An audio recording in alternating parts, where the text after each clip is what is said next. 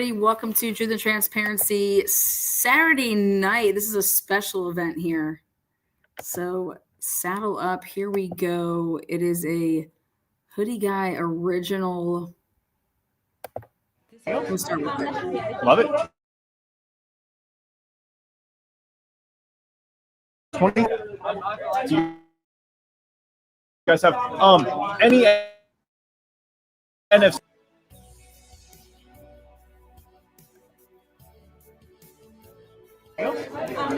Love it. $23.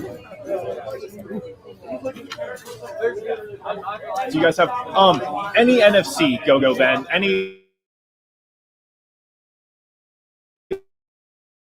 whatever.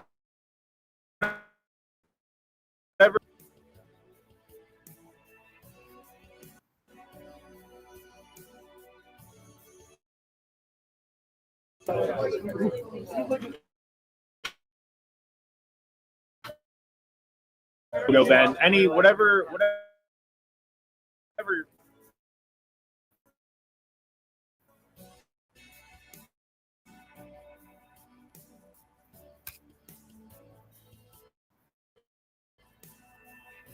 This is a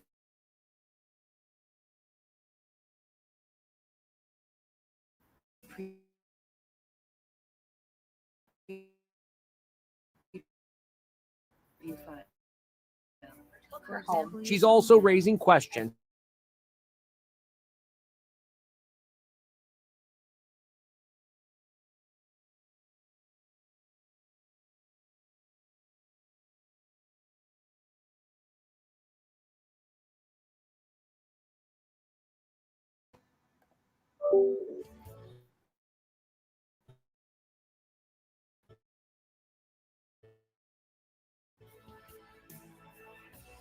This is a preview file.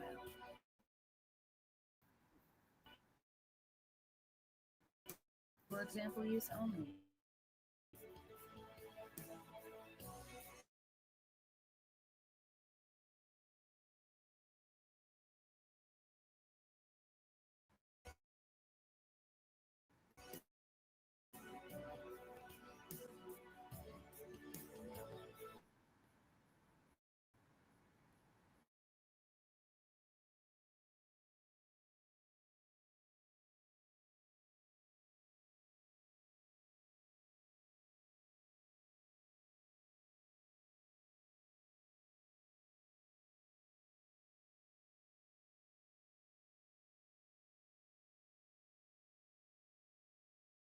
He's not suspicious.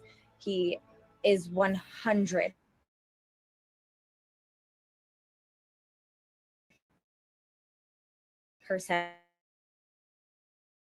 innocent in this. This new information adding more insight to the police timeline.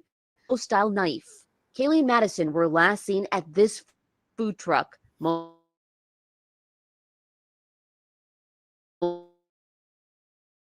later, with the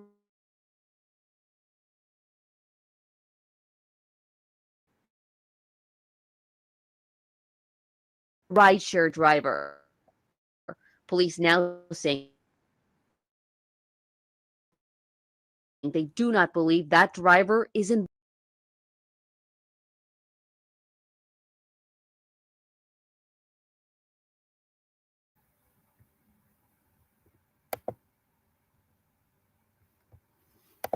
All right, hang tight, guys. I have no idea what's going on right now. Hold on 1 second. This should not be happening this way. Hold on 1 second.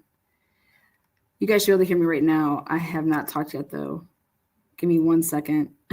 We will be restarting. I have no idea what just happened there. Whoa. That was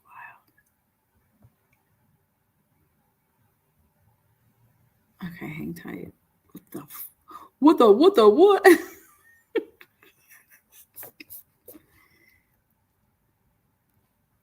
1 second.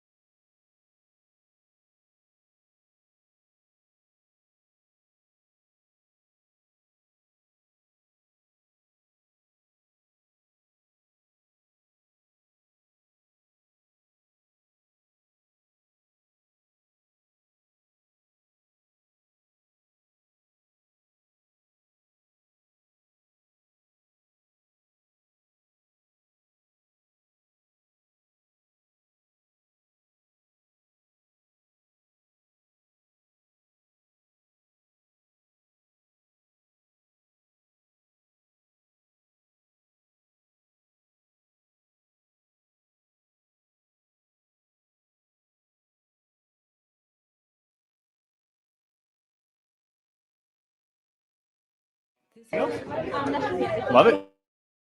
$23. Do you guys have any NFC go Ben? Any whatever.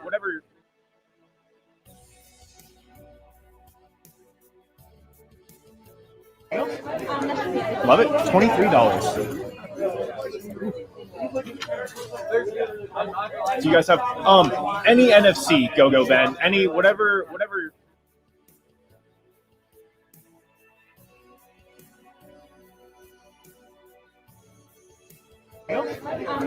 Love it. $23. Do you guys have any NFC go Ben? Any whatever.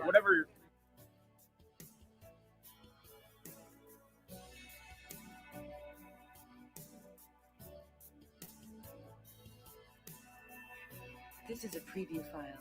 For home. example, use She's also only. raising questions about why her sister called a young man named Jack multiple times the night she was slain. At 2:26 a.m., Kaylee starts to call Jack. Kaylee calls Jack 6 times between 2:26 a.m. to 2:44 a.m. Gosh, I give you a lot of. All right, right there, guys. Want to point that out to us right here. We hear 244. 244. That's based off of Kaylee's cell phone. 244. Now, remember, Maddie's cell phone begins to start making calls to Jack D. Something that was left out of the ticket, okay, is the fact that Maddie's phone makes a call to Bethany's phone at 2:53 a.m. This is very significant because if Kaylee's phone died and she then used Maddie's to make a couple calls to Jack D and then called Bethany from Maddie's phone, that would be actually Kaylee calling Maddie, or Kaylee calling Bethany, not Maddie calling Bethany. Very, very significant. Okay. I find it very hard to believe that Kaylee would just cease all of her activity at 2:44, calling him, right? And then all of a sudden, Maddie's phone starts doing it. I've been in college before. I'm also still of the age where if my phone was to die and I'd be like, oh, I don't, where's my charger? Hey, can I just use your phone? If they were in fact even in the same bedroom. So was it Kaylee that actually used Maddie's phone and was that 2:53 a.m. call? That's number one. Continuing on. For example use only.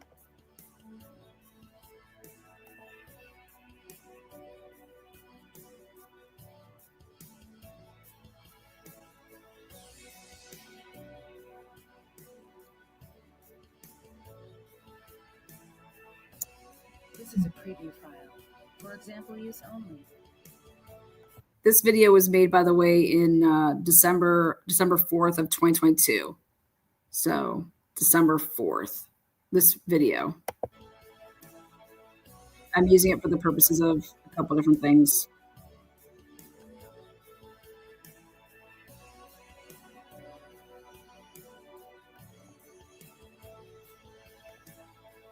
Right here. This is a preview file. How do you clear people when you just began collecting evidence? You're the stage of gathering information. For example Get a use pretty only. good timeline on Kaylee and Maddie the night of, from about 10:15 until shortly before 3 a.m. Olivia Gonzalez says she discovered at least 6 calls from her sister Kaylee's phone between 2:26 and 2:52. Right here now, check this out. We just heard her say from 2:26 to 2:44. Kaylee's phone to a boyfriend on November 13th. Now here the media takes it and says 2:26 to 2:52. Like how this is why information is so messed up. Because mainstream media, people that are not like detail oriented, want to put out a 2-minute segment. This would be incorrect. 6 calls from 226 to 252. We just heard her say 226 to 244. Did we not? Where are they now saying that she's calling him up and until 252? Well, do they have reason to believe that Jack D's messages, Kaylee leaves a message on the voicemail to say, hey, I'm calling now on Maddie's phone. Call me on this phone. My phone died. Then her parents hear that. So they're then attributing Kaylee's calls, 2 of them that were made from Maddie's phone, to then Kaylee because she actually made those calls. But we just heard her say from her phone 226 to 244. 2 made to a boyfriend in the early morning of November 13th. Detectives now saying these phone calls are part of their investigation. Kaylee's family is firmly standing behind that boyfriend. I know for an absolute fact that he is not a suspect. He is not suspicious. He is 100% innocent in this. This new information adding more insight. I agree 150% with that sentiment. I agree 150% with what her sister just said there, as far as Jack D having nothing to do with this horrible tragedy. To the police timeline before Kaylee Gonzalez, Madison Mogan, Xana Kernodle, and Ethan Chapin. Now, the police, they weren't so, I guess you could say, willing to accept that he had nothing to do with it.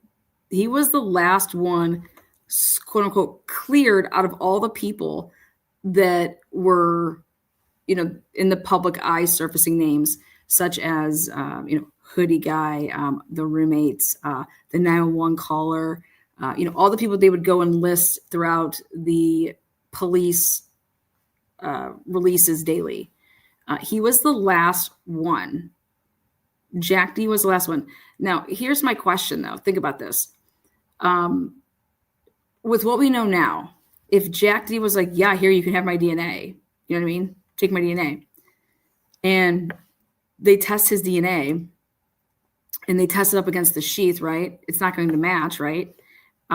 So like if that's how they were clearing other people, such as Hoodie Guy, you'd probably be clearing those 2 people at the same time if you're comparing it to the sheath DNA.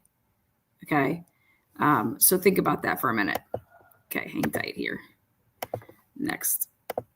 Were stabbed multiple times, likely while sleeping, by a Rambo-style knife.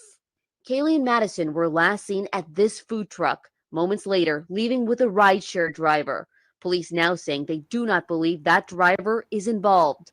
Police now also releasing this map that is part of the latest search area around the home and asking for new surveillance video. This TikTok showing Kaylee, Madison, and Xana inside just weeks before. The 2 surviving roommates also in the video. Kaylee, Madison, and Xana in there. Okay. Not sure. Obviously, we've never seen this part of the wall from inside with any pictures, but want to point out that this wall had the lights on the opposite end. This would be the living room. So not only would you have the drop down lights that are what you would call like what Dylan talks about. These are the lights that Dylan's basically talking about in her interviews. Okay. When she's talking about the starry lights, that's what I believe she's talking about. Number 1. Number 2, she's not talking about the light up good vibes sign. So that would mean you have these lights on and the good vibe light sign that we all know about. If in fact those were all on, both, that room is lit up like Christmas. Look at it. That room also is not big. So there's 2 points of lights that you have to consider. It's not just the good vibes sign. It is the good vibe sign, and these lights back here, which is on, it'd be the wall that's away from where Ethan's bedroom is, or Xana's bedroom is. So that opposite wall. Lit as a tit up in there. Side just weeks before. The two surviving roommates also in the This video on social media is a really good video just so you could see how tight and close everything video. is. We are blurring their faces because police have not identified. All right, so back then, I still think to this day, but Kaylee's sister was adamant about, and so were her parents, that people were being cleared too soon. But what were they being cleared off of? If they were just taking it off of the sheet, if people were if like, here, you can take my DNA. But they cleared Hoodie Guy lickety split quick, who we're going to be talking about all tonight. It's all about Hoodie Guy. Because do I think that the state is calling him in their case in chief? I do not, especially after watching the Karen Reed case. Obviously, all trials are about strategy. They should be about the truth. But if the state calls Hoodie Guy and Taylor is able to cross-examine him, which is a total different way to be able to attack a person on the stand versus if you have to call them yourself, it's on direct examination, which you cannot lead and things of that nature. So was Jack D, was he the latest to get cleared? A, because of the phone calls. B, it's all complaint part. B, because of the type of car he drove. Okay. Or C, none of those above.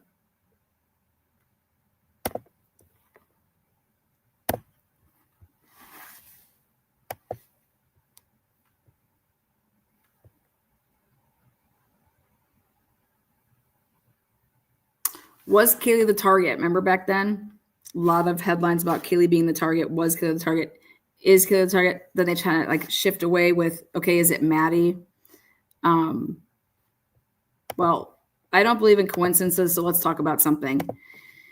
If in fact Kaylee wasn't around as much, and Kaylee was the target, somebody would have to know that she was back in town, right? Obviously.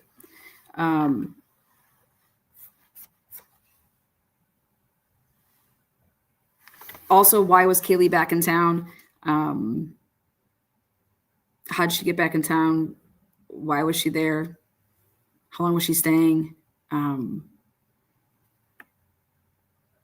Then you look at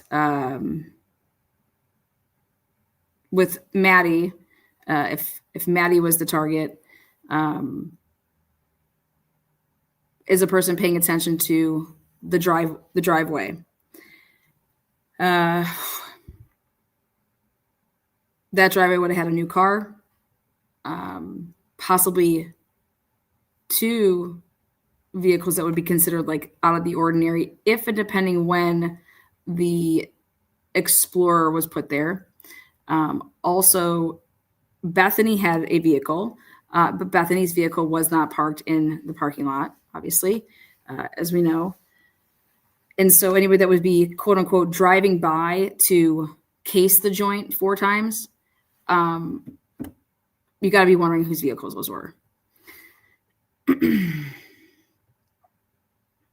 Also, with Parents Weekend being at WSU that weekend, a lot of families have one kid at one school, one kid at another school.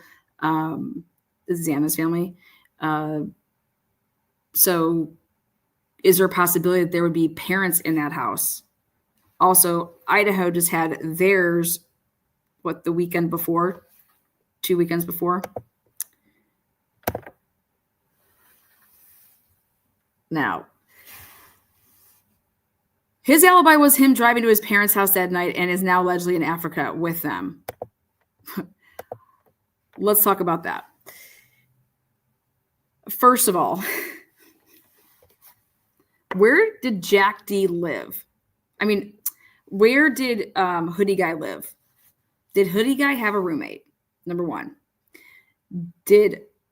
what type of vehicle did Hoodie Guy drive? Where did Hoodie Guy go right after the grub truck? Okay. And who would really drive 5 hours to go to Boise after supposedly hanging out and, partying or halfway partying or whatever you want to call it. But who would ever decide that at 2:00 in the morning, I am going to drive to Boise? Said nobody. Okay. Nobody. So do I believe that he went to Africa? No. Do I believe that he went to his parents' house? No, I don't.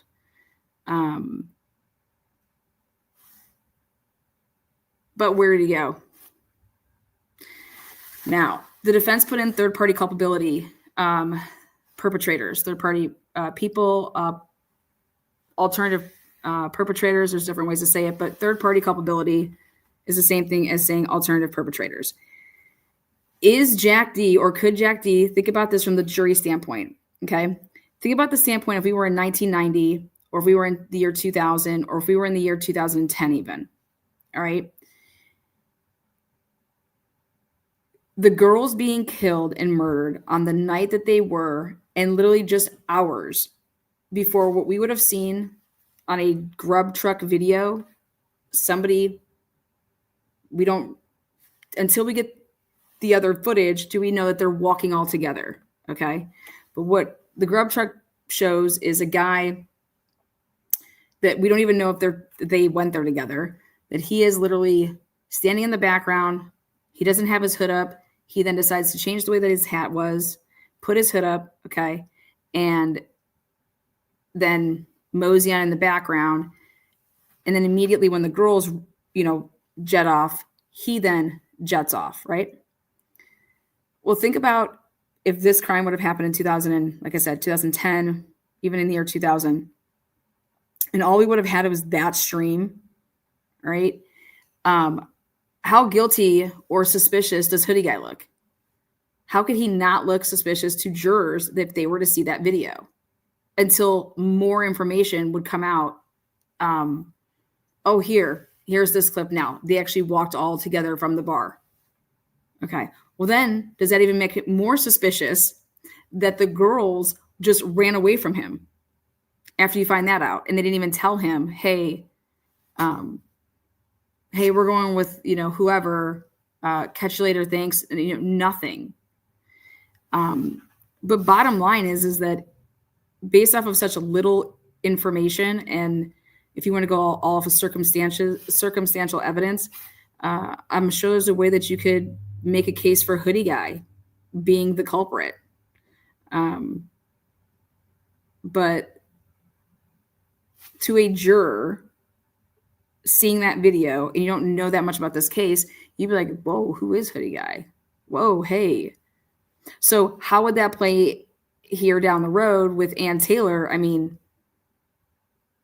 you're going to sit here and tell me that Hoodie Guy is not going to play a role in this case? I can tell you what, the state doesn't want him to play a role in it because that hurts the state's case. And that's why I don't think why would the state call him? What would be the advantage to call Hoodie Guy to the stand?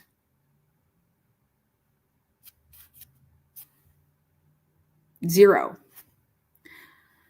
What would be the advantage? Why would the state call Hoodie Guy?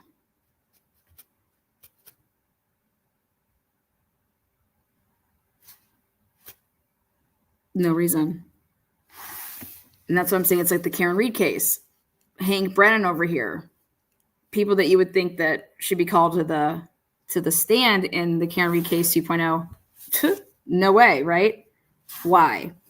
Because it doesn't bode well for him to call people that were at the house that was partying and nobody saw John on the lawn. You're not going to call those people so they can all come to the stand and say, yeah, I went there, John was on the lawn. I left, John wasn't on the lawn. I didn't see him.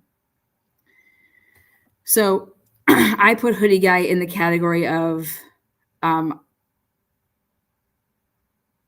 think that Ann Taylor is going to use him, but it's going to have to be on direct examination because I just don't see Ashley Jennings and Bill Thompson and whoever else they're going to have over there parading around calling Hoodie Guy to the stand to do what?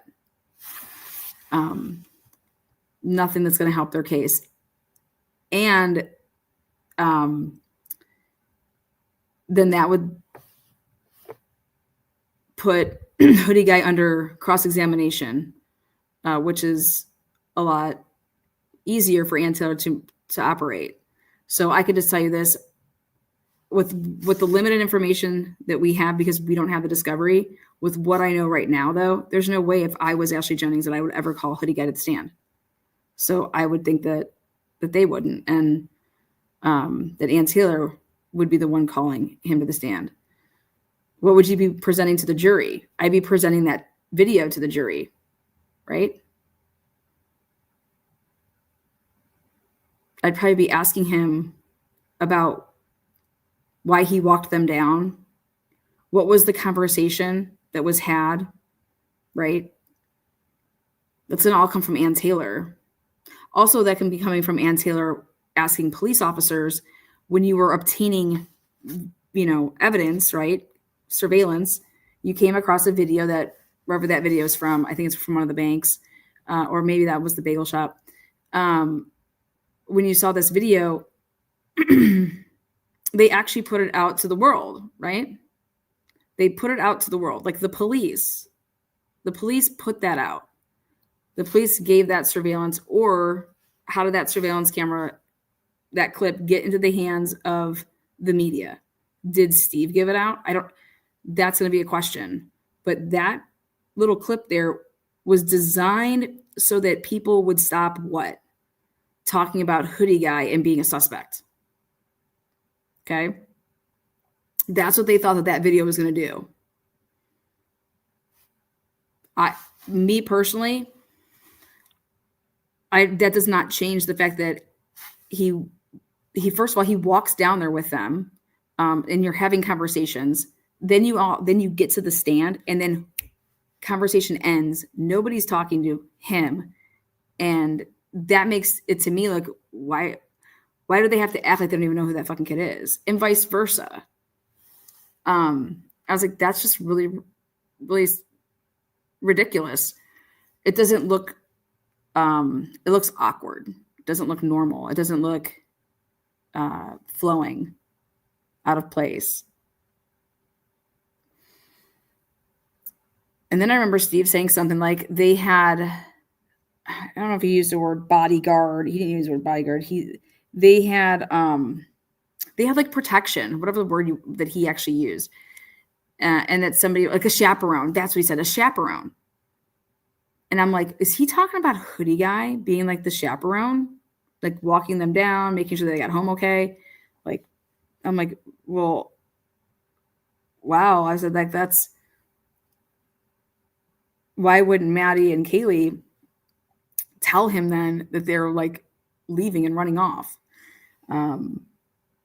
Instead, he's off in the back, and when they run off, then he runs off and goes the other way. So that's how you're going to then get introduced to Adam. Okay. I told Adam everything. Again, talking about the conversation. What was it about? What was the plan? Were you supposed to give them a ride home? Why didn't you give them a ride home? Did you call them? Did you go over to their house afterwards? Were you upset that they just ditched you? Okay.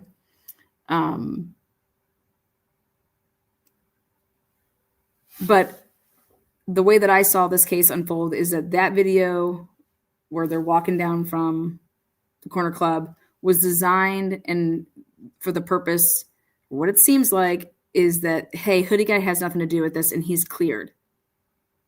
The police really wanted to come out and say that. But I just want to know how the media got that clip.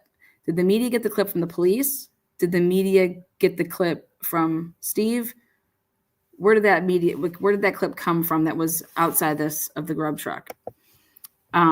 Because that came a little bit later.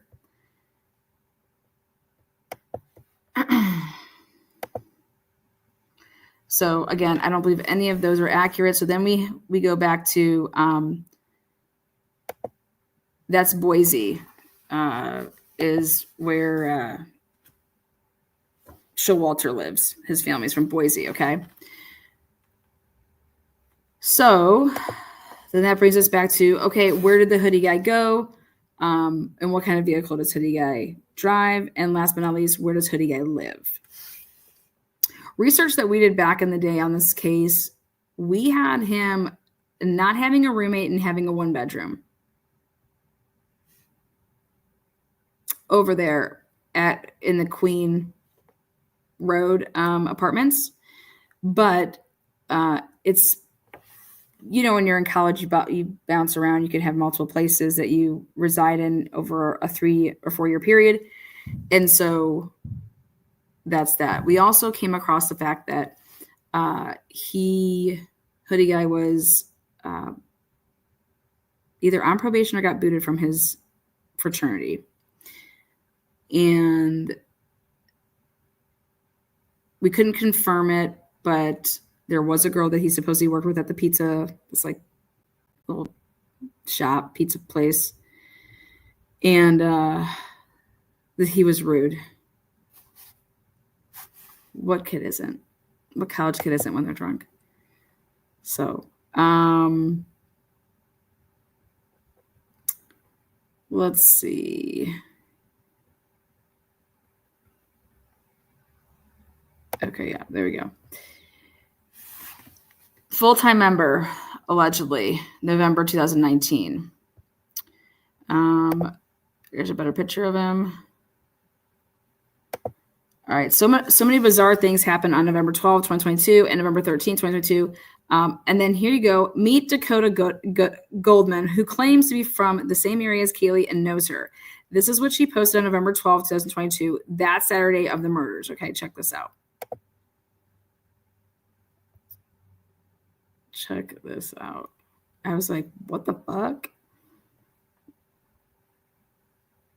November 12th, you guys can see it. You gave me hope. That was the worst of it. Then this is what she posted on November 13th. So like ridiculous, bloody ass bedroom. Okay. And then this is what she posted then on November 13th. See, it was November 13th, but she was sharing her November 12th post. Okay. See up there, November 13th. And then she's sharing this.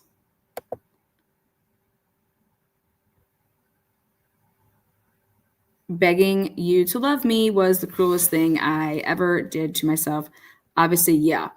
And then on November 14th, Kaylee, I love you, baby. Always have, always will. And then, you know, she's sharing them the University of Idaho post.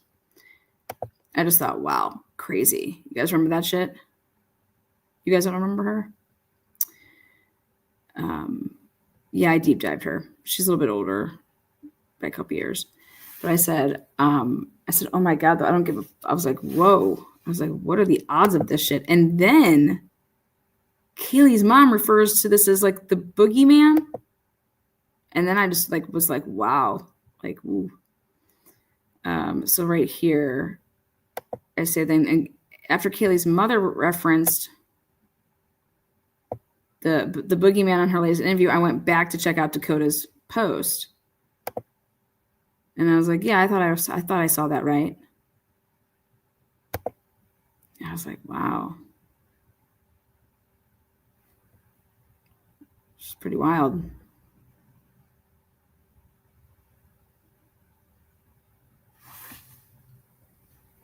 So I was curious back then to know how long Kaylee and her boyfriend were ever, and if they were ever separated for any point of time during their college, you know, just what's her, that's what started me doing like these life paths of each of the victims. So I started connecting them to people that they dated even in high school, people that they, if I had a picture with them in it, I found it and I just noted it and put it all like on like a timeline. And remember at the time of the murders, allegedly, supposedly these two, Kaylee and her boyfriend or ex-boyfriend, weren't together. But I'm sure we're going to hear more about that from during the trial. Now,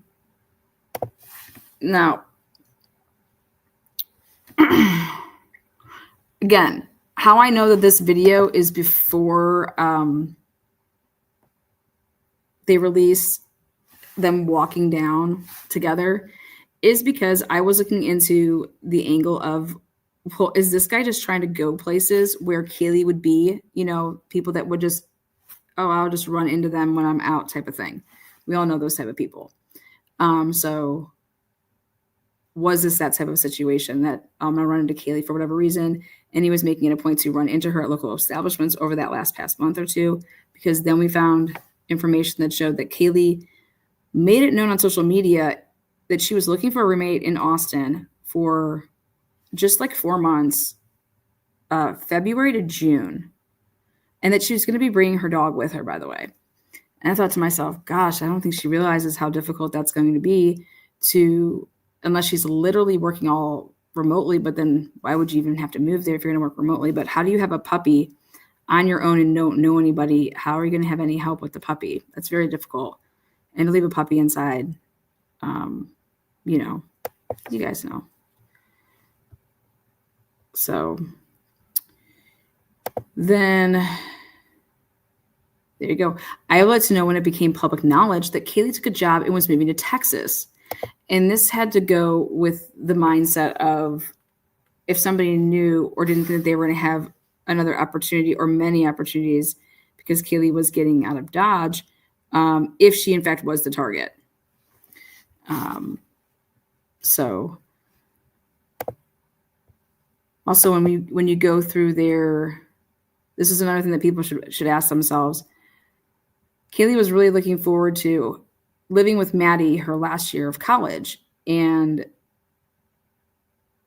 it was definitely not a plan for Kaylee to not be staying at that house the whole way through, meaning until, May, graduation in the spring.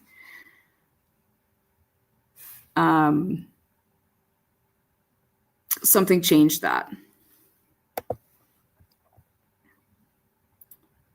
In the latest interview, or one of the latest interviews with the Gonsalves family, they talked about Kaylee and Maddie had a huge, kind of blow up fight. And they went 6 weeks without talking. They had never done that. Curious if that's going to be talked about at the trial. Okay, now.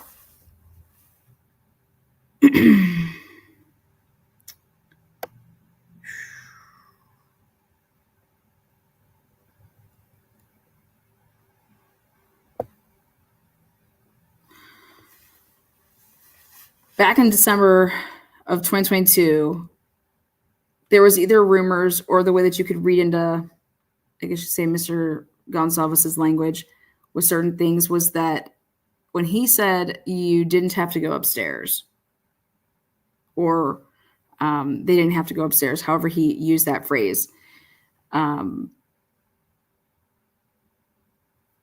he also said that one of somebody in the very, very close circle and somebody that they had known was acting differently. And it would take me some time to eliminate who he meant by this because I didn't know how well he knew everybody. And then I was able to eventually eliminate the fact that, okay, they don't know Dylan. They don't know Bethany. They don't know Xana. Nobody knows anybody really except for Maddie to be able to say a comment like that. So then I attributed that to Maddie, which kind of goes hand in hand with they were best of friends, and then there was something that happened that shook the tree a little bit, and which would also lead someone to say someone's being different.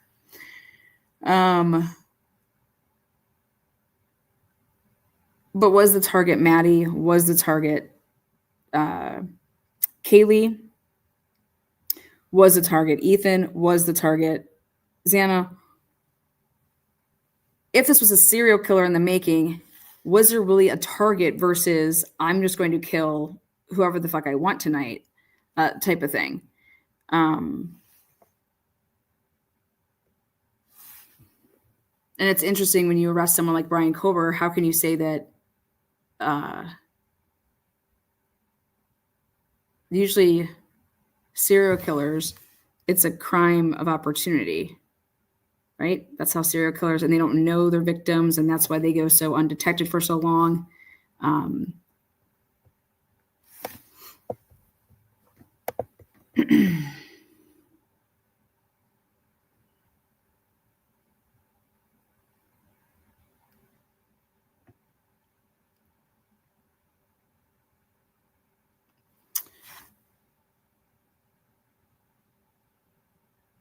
When it was said that Kaylee was the target or presumed to be the target, I gave a profile of the perp then because of this. So I went back. This is 12/4/2022.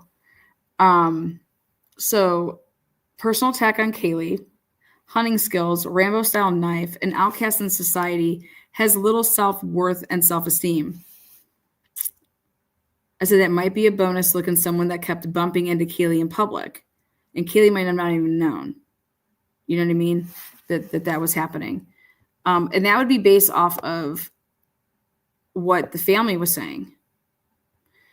Then it was really weird when the family says, no, Kaylee would have told us if she had a stalker. And remember all the time that was put into Kaylee having a stalker? Well, guess who was actually doing that part of the work in this case?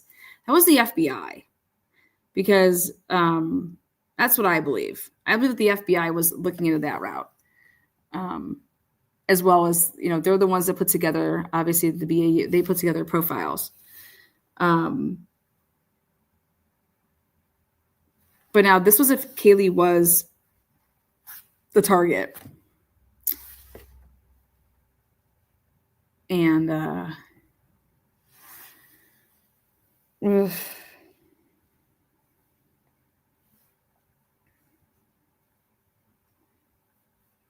this is also saying that drugs weren't involved.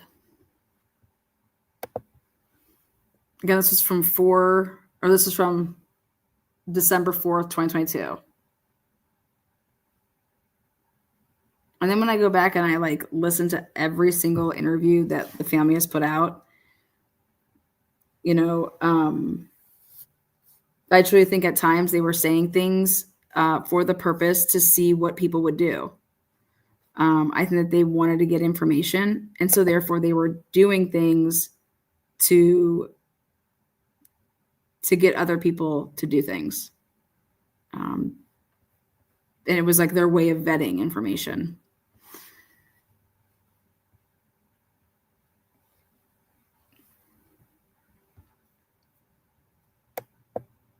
I'm curious to know if Jack D or any of those neighbors were able to get the actual Linda Lane footage that was that actually had the 4:30 or the 3:30 to 4:05 time frame, not deleted.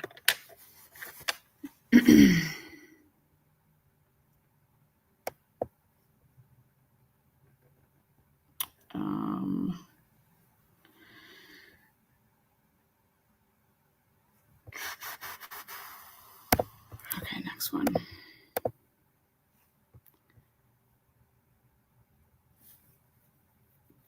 All right, back to Hoodie Guy. What would be the odds? Okay, the same people that basically said that Richard Allen is Bridge Guy, right? Think about this type of mentality. The same people that think Richard Allen is Bridge Guy based on, oh my God, because he said he was there, that day.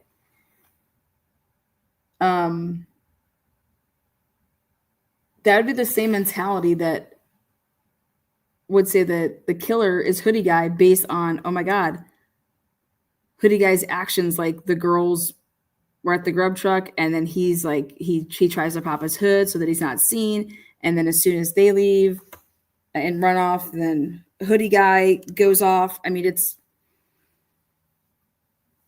that would be the same mentality, same person. Oh, well, look at, he's so suspicious. Look at how if it's not him, then who could it be? It's got to be him.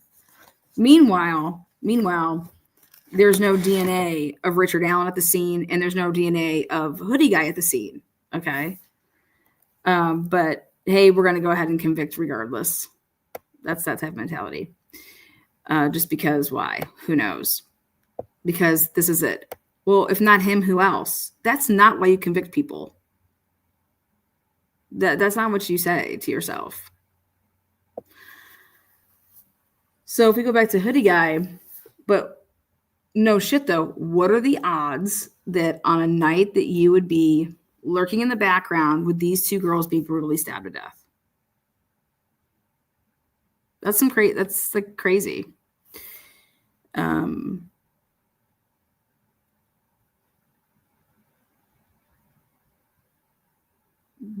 What vehicle was Jack D driving? How come to this day nobody has been able to positively identify, not Jack D, I'm sorry, Showalter. What type of vehicle was Showalter driving?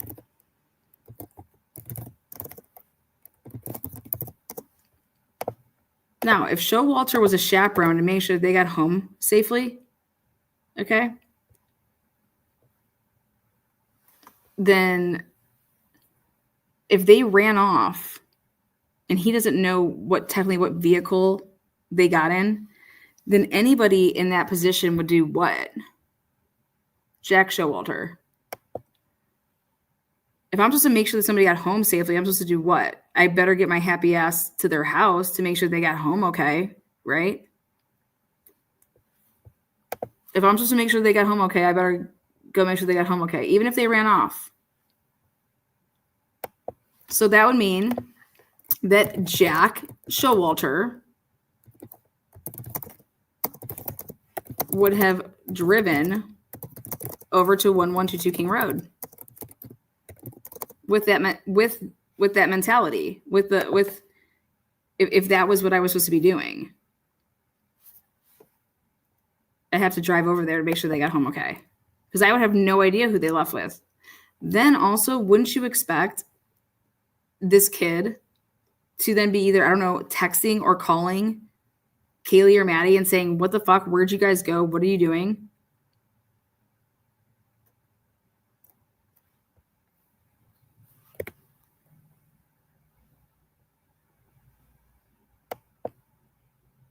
Right? No?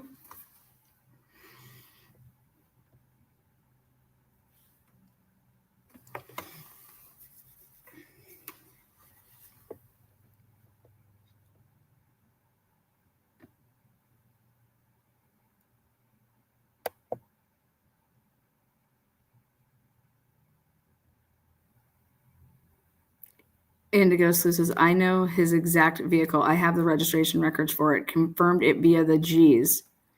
And have it on Linda Lane surveillance driving directly to the Queen Road crime scene. Ah, now we're talking. Now we're talking. Interesting. We don't know that he wasn't texting with the girls. That's what I'm saying. We don't know. I'm trying to say, like, it would make sense for him to be. So I'm saying if he didn't, I would think that would be weird. If he did not. If he did not, I think that'd be weird. I'd be like, hey, where'd you guys go? What are you guys doing? Are you guys good? You guys have a ride?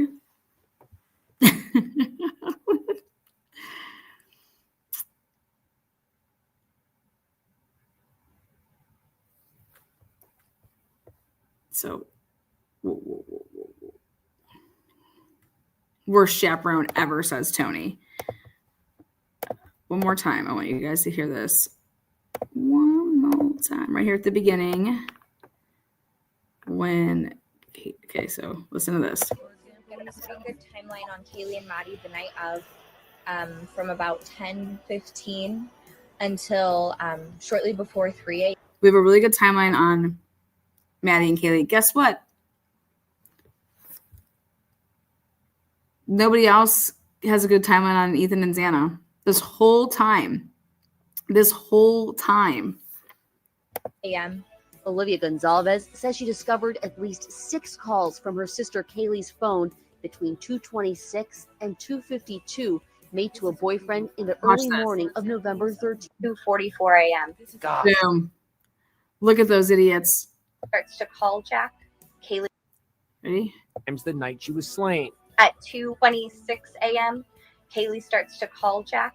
Kaylee calls Jack 6 times between 2:26 a.m. to 2:44 a.m. Gosh, I give you 2:44 a.m. Now watch what mainstream media does. Then mainstream media, after hearing just it's unequivocal. 2:44. Right here. until shortly before 3 a.m. Olivia Gonzalez. Now that time she says shortly before 3 a.m. You want to know why that switched? Because I personally believe, my personal opinion is that the calls made to Jack up until 2:44 came from Kaylee's cell phone. Then the calls after 2:44 that were to Jack came from a different number, which was Maddie's. And that's why Maddie's phone starts calling Jack D, because Kaylee's phone is dead and she uses Maddie's. Okay. Lana, how can you prove that? I believe in court you're going to be able to prove it if and in fact Kaylee left voicemails and or used Maddie's phone to text Jack D and say, hey, I'm calling from Maddie's phone or calling back on this phone because my phone's dead. If she left a voicemail. So, and that's how the family then, because Jack D tells them, okay, she was calling me on this line up until this point. Then I start getting phone calls from Maddie's phone beginning at this time all the way until this time. That's and then she would have left, if she left a voicemail and he's like, here, see, this is the call from on Maddie's line, but it's Kaylee on the phone that's leaving the voicemail. That's how you'd be able to tell that. Okay. And that's why I think it would have changed from Kaylee called Jack D from 2:26 until 2:44, where that would get changed is till 2:52 or 2:53, is because you are attributing Maddie's calls that are from Maddie's phone to actually Kaylee. And the only way that you would be able to do that is if there was voice messages left, or if Kaylee said in a text, hey, my phone's about to die. I'm going to call you on Maddie's phone. And then was leaving messages, after she had used that. And then this is the big part. This is the big boom. The big boom is, guess what phone call happens at 2:53 a.m.? The phone call from Maddie's phone to Bethany Funk's phone at 2:53 a.m. Okay.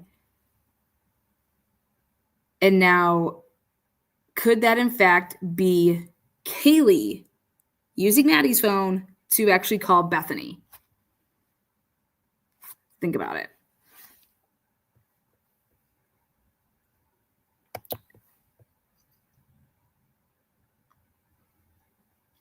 I always said to myself, dude, Maddie's going to go home, eat her food. And if she's not like up and doing something, like, you're going to go to sleep. You're going to be tired and you're going to pass out and go to bed. Okay. So, when it came out with the text messages and I saw that Maddie's phone at 2:53 called Bethany, I said, wow. I said, I'll give her a lot of credit there. She stayed up from getting home at 1:56. She stayed up for another hour. And then I'm like, why the fuck would Maddie be calling Bethany? Okay. Now remember, the girls said, this is just based on their interviews with law enforcement.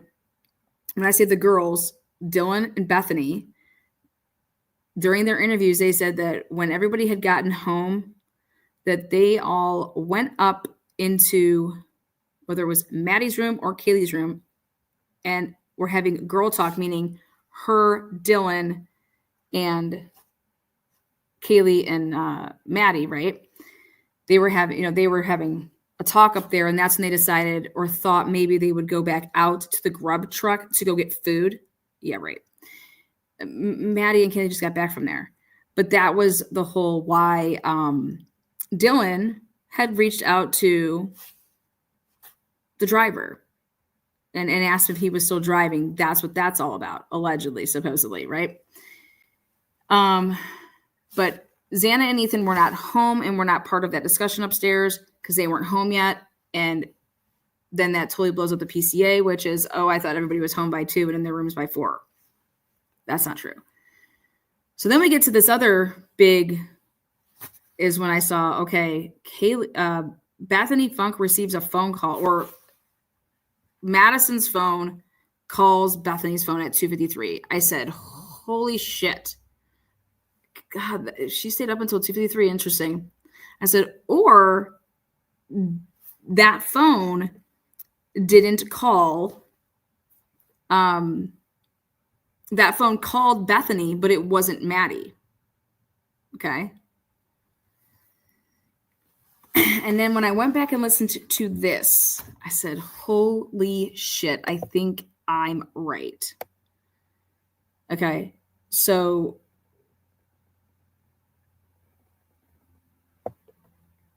when her sister says, call Jack, Kaylee calls Jack 6 times between 2:26 a.m. to 2:44 a.m. 2:26 to 2:44. 2:44.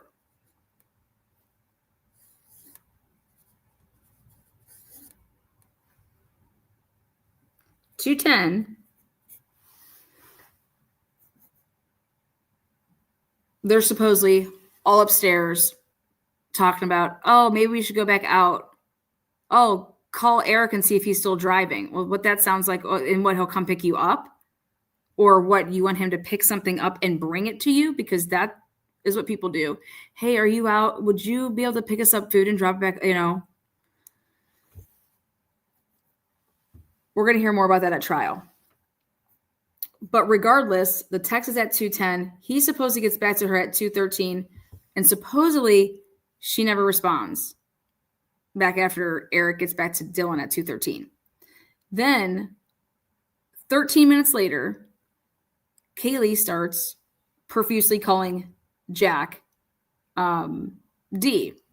And her dad is adamant that Kaylee would never call Jack D. Is it if she was like in trouble, she would call the police. I agree to a point. And what I mean by that is, I agree to a point. I can't call the police if I know the police can't help me.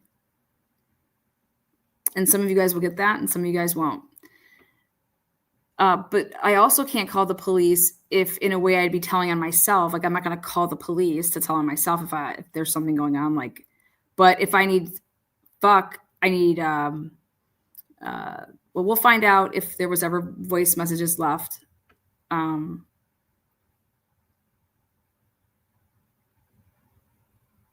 But if it's like a, oh my God, what should I do type of thing? Or, hey, blah, blah. But her phone stops calling at 2:44. Her sister says 2:44. She's saying that 6 calls, 2:44. Then they extend it to 2:53, which if you're going off of the cell phone records, as you would, because they have them, you have the 2:44, you know that. Okay. And this wasn't like the day after. This had, a couple days had gone by. And so that means you would have gotten more information. You knew that she made 6 calls from 2:26 to 2:44 on her own phone. But then you find out that Maddie's, then you're able to find out this information from Jack D, that he's like, I personally believe that Jack D attributed all the calls to Kaylee, but it got mixed up in translation somewhere. And it was like, oh yeah, then Maddie starts calling Jack D. Okay. And it's like, no, let's clear this all the way up. And how I realized that it got all the way clear is then after this, then it changed to from about 10:15 until shortly before 3 a.m. Olivia Gonzalez says she discovered at least 6 calls from her sister Kaylee's phone between 2:26 and 2:52 made to a boyfriend in the early morning of November 13th. They said that so do you guys see how this changed then? 226 to it was 244. Now it goes to 252. And that's because from 244 to 253, the calls that Jack D received were from Maddie's phone, but it was Kaylee. And then you have to ask yourself, if it's Kaylee calling all the way up until 252, right? What would make sense is that and why Jack D would be someone that the police would want to talk to, is if Kaylee then, get ready? If Kaylee calls Bethany, because Bethany's on the first floor where the door is, okay? Hey, can you unlock the door? I have, I left Jack a message to like that he can come here, or he may come here. I don't want to startle you type of thing. But the 253 call to Bethany from Maddie's phone, I do not believe was Maddie. I don't believe it makes sense. Okay. It makes sense that Kaylee, her phone died, used Maddie's phone to continue to call, or Kaylee used Maddie's phone because she was like, I want to see if maybe he's just not answering it because it's me, to do that type of shit. Or, hey, Maddie, you call, see if he answers. But then when we got the information that at 2:53, holy shit, Maddie's phone calls Bethany. And I was like, there you go. There you go. That wasn't Maddie. It was 100. I'm putting all my chips on that at that 2:53. That was Kaylee. Just the question is what was she calling her for?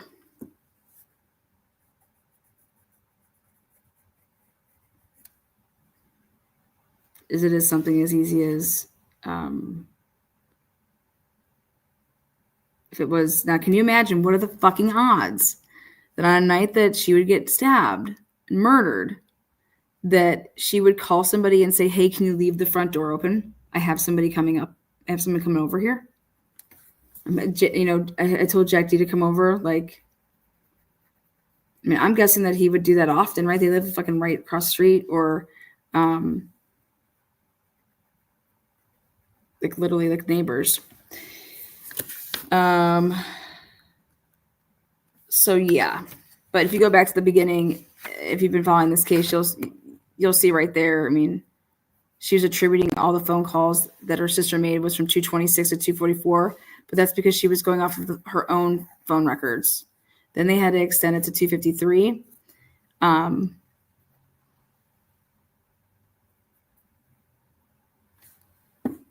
Yeah.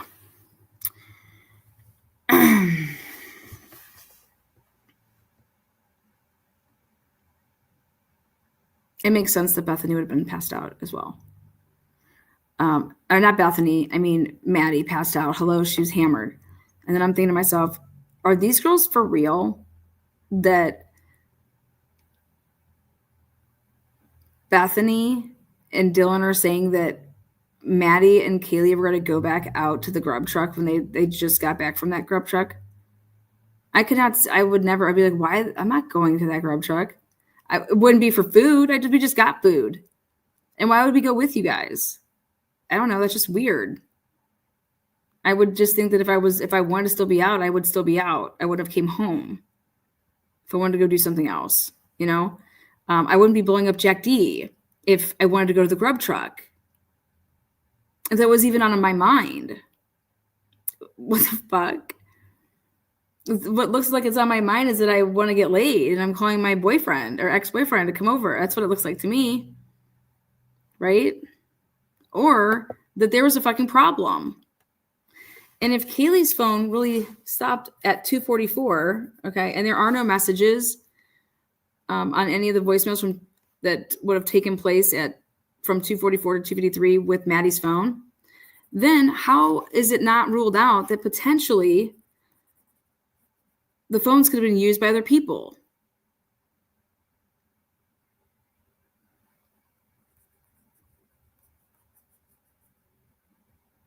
Everybody should be asking themselves why Madison Mogen's phone called Bethany Funk's phone. And I say it that way because we don't know who's on the other opposite ends of them. Everybody should be asking themselves why Maddie's phone at 2:53 called Bethany's phone. It's very important. That needs to be answered. But the only people that could answer that question, and then you would have to believe them, because if there was a communication, would be Bethany. And you'd have to believe, that's why it's hearsay.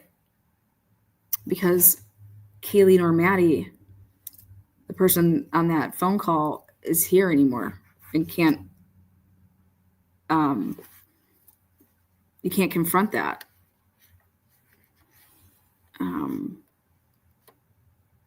When you're trying to speak for a dead person, yeah, no, you can't.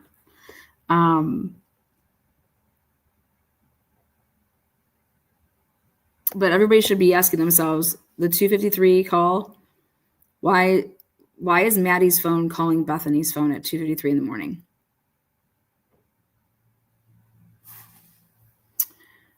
Also, then that goes with the next question, which is, why did Bethany, call Dylan at, 4:21? Why wasn't it Dylan calling Bethany if Dylan is the one that saw a masked man in the house? And it freaked her out, right? Dylan doesn't do anything.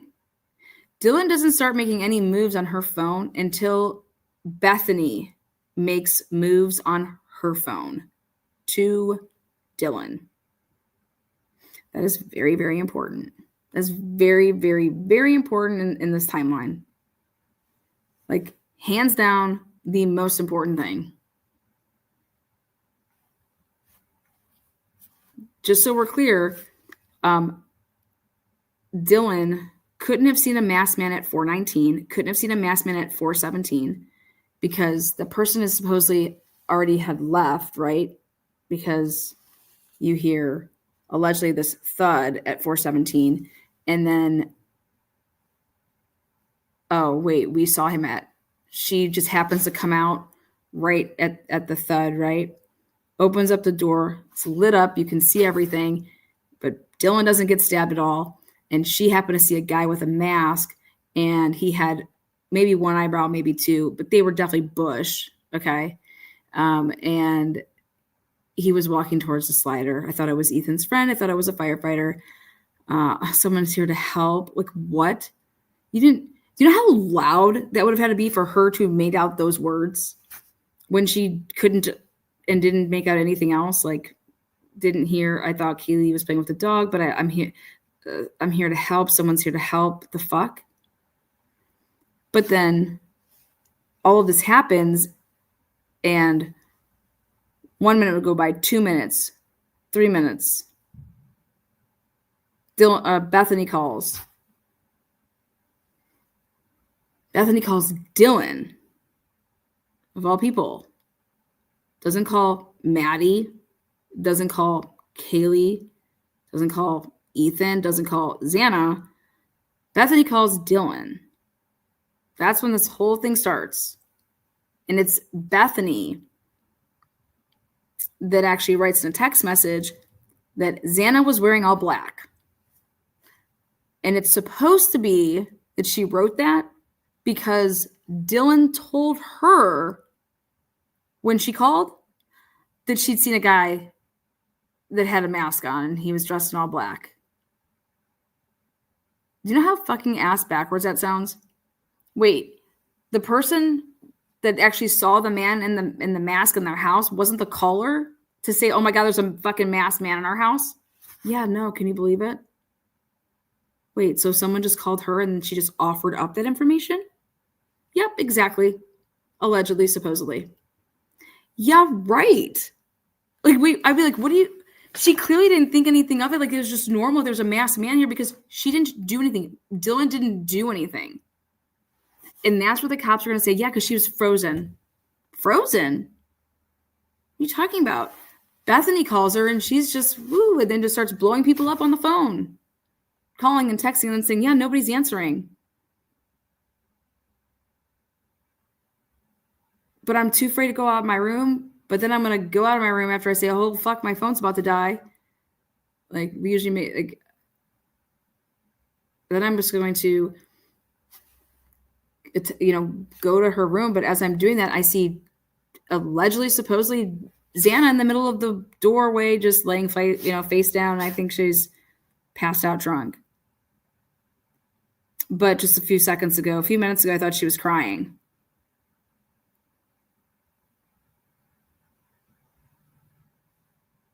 And she kind of messes up her story when she says that I thought she was passed out, drunk, still.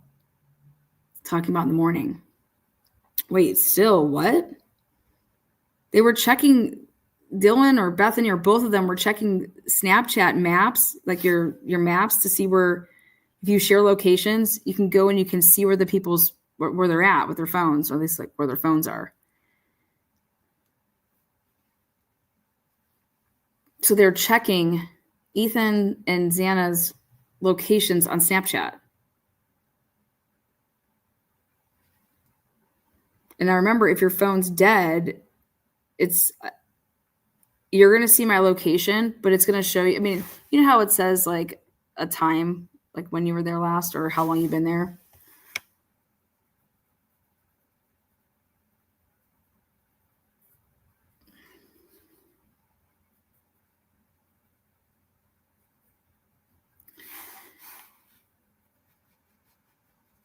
And so now, if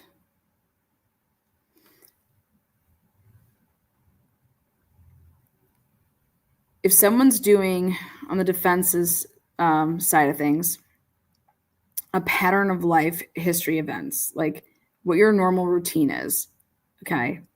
But if Kaylee is texting and calling Jack D nonstop, and then all of a sudden her phone stops and that phone at 2:44, okay?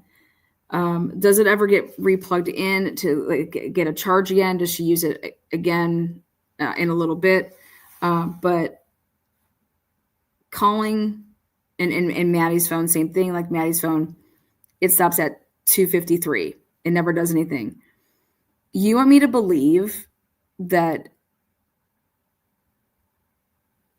Maddie and Kaylee's phones just stop on a dime, and like from the rest of the moment, all it is like missed calls after missed calls, and it starts and at that early, like 2:44, 2:53. And you want me to believe that they weren't attacked and murdered until 4:10? You want me to believe that?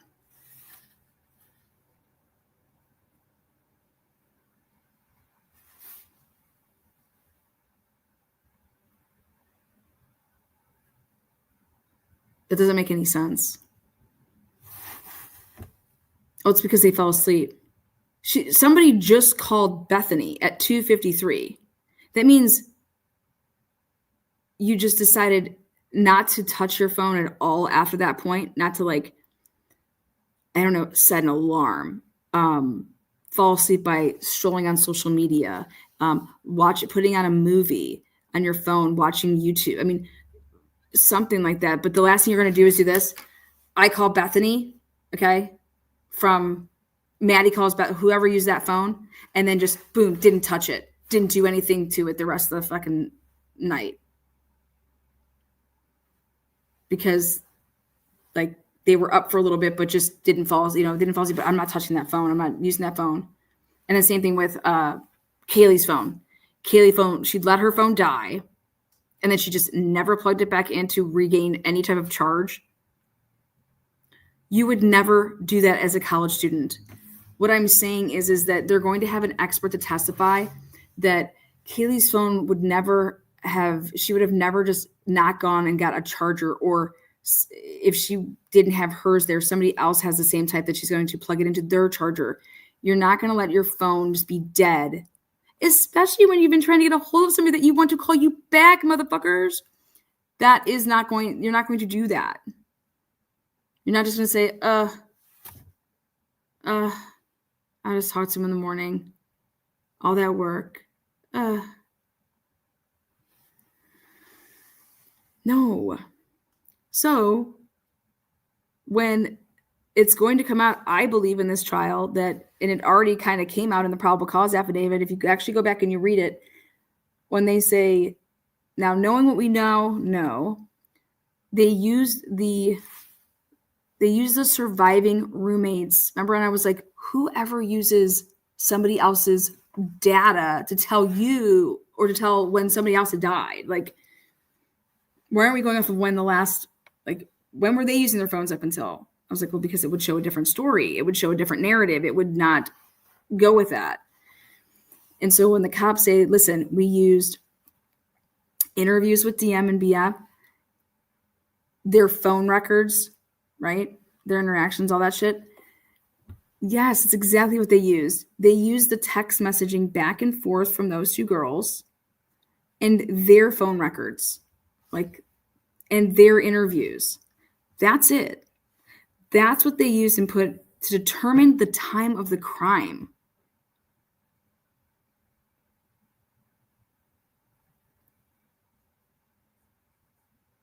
That's all they used. To determine the time of the crime, they used the girls' texting, the girls' interviews. It had everything to do with the surviving roommates. They did not use anything to do with Ethan, Xana, Kaylee, or Maddie's phones.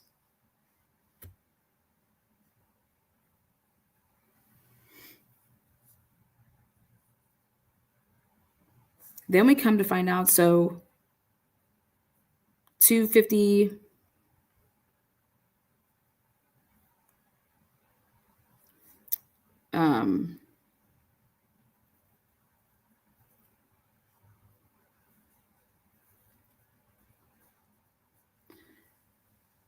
so 253, we'll just go with that one.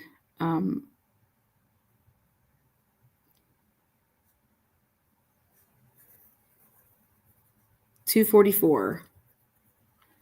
Do you want to know who's arriving at 244 and what's going on at 244?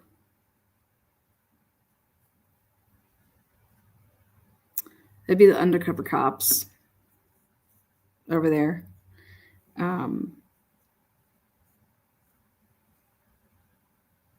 you guys know that?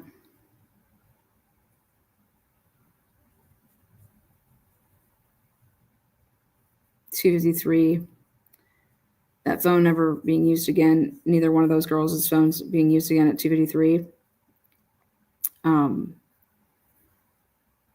That's right when the cameras are being turned on of the two undercovers. Now, who's to say that there weren't actually two units of two people in each car?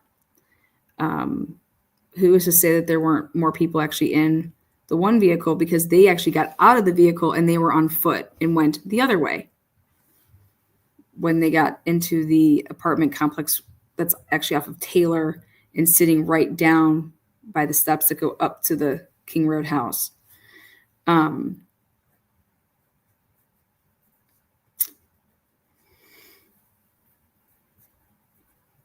to say that there aren't other people around over there? But the way that you extend someone's life to say when the time of the crime would happen is you would do things in order to, and that's what they did in the Dr. Drake case, is they extended the life of Brian Drake by a decent amount and acting like he was still alive. Meanwhile, he was already dead. But you're acting like he's alive because Brian Drake's phone was being utilized by Eldora Gatchel. And that came out through the surveillance cameras that Idaho State Police will not admit to, but and why they will never bring that case to trial. But if they did it in that, if they're planned because they knew that there was cameras all over, okay, and if they knew that in 2020 and how they handled a homicide, and to be able to set anybody up, or that somebody else would be set up for something if they were in the area during when they're going to be saying that this crime happened, but it would require that stuff took place earlier, okay, and then you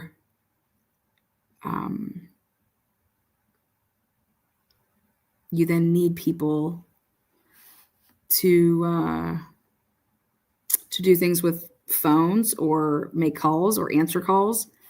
And if it could happen in the Brian Drake case,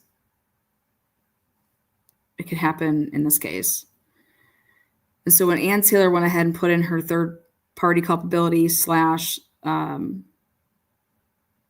the alternate suspects or perpetrators, there is no doubt in my mind that in order for Ann to successfully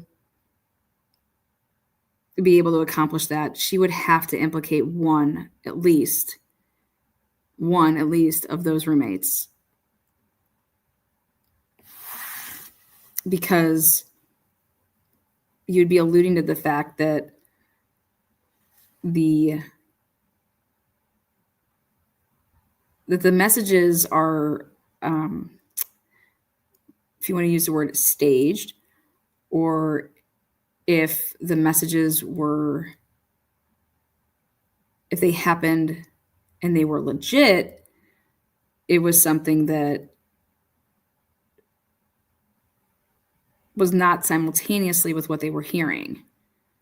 If that makes sense. But it would have to involve those those text communications. Seeing how that's what the government, the cops, and the prosecution is completely relied upon.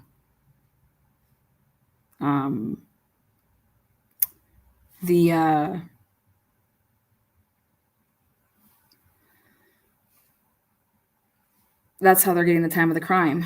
It's right in the PCA.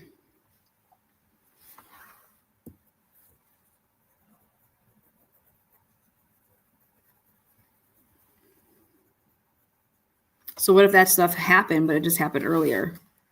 Or what if that stuff didn't happen yet?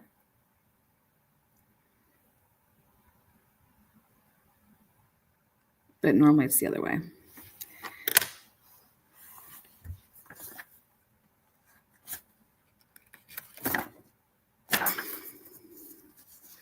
Nobody sits around in a room all night. Nobody gets up in the morning, blows up their parents.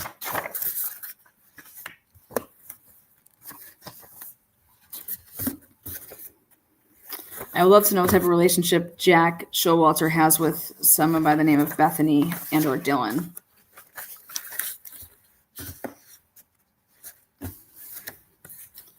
We'll see. Good to see you, Ange. Saw your little kiss in chat. Where is it? Kissy, huggy, lovey. Anybody ask what type of channel this channel is? It's follow the evidence that's out there. What's up, Ange? How are you? Good. Can you see? I believe they were legit messages, and they might be.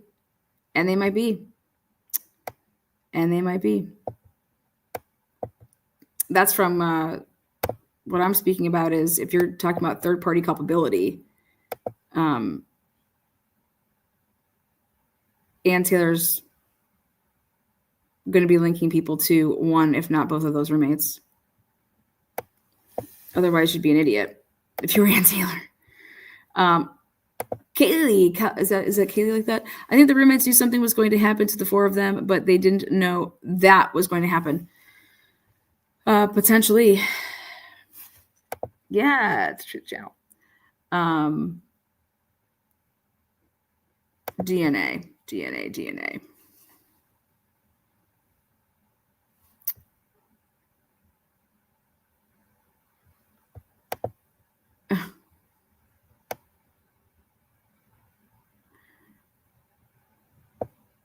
Yeah, Dr. Latina, how are you?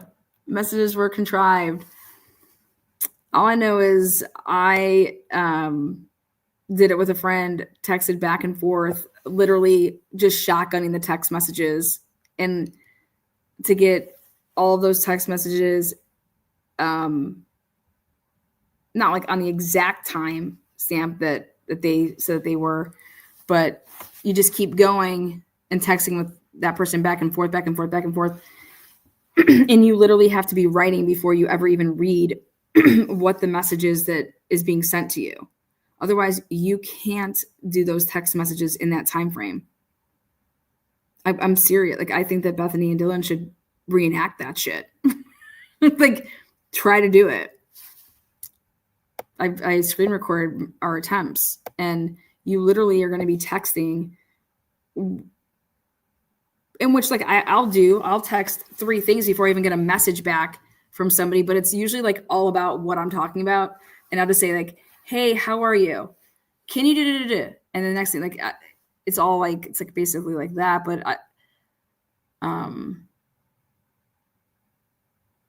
there's no response. There's no waiting. You're not able to have a conversation. That was just like thoughts from both people just being spit out.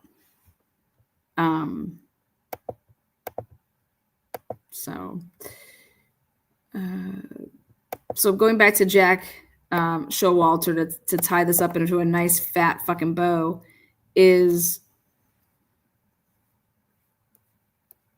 the jury's going to want to know about Jack Showalter. The jury's going to want to know about Hoodie Guy. The state's not going to be introducing Hoodie Guy. Come on down, take a seat in this lovely chair here. And what kind of questions would you even ask somebody if you were a prosecutor of someone like Jack Showalter? So that he can be cross-examined then by Ann Taylor and her team, and items be used and to show the jury, like, you would never do that. So will Jack Showalter be called? Will he be a witness at trial? Who will he be a witness basically for? When they say for, who will call him? I believe that Ann Taylor will have to call Jack Showalter, and I think that she should call Jack Showalter. I think the jury is going to hear about Jack Decor, Jack Showalter, Jack Katovich. I mean, fuck. Then Jake. How is the jury going to keep track of all of these Jack? Like, woo. And Hitler already thinks he solved the case. So good luck with that.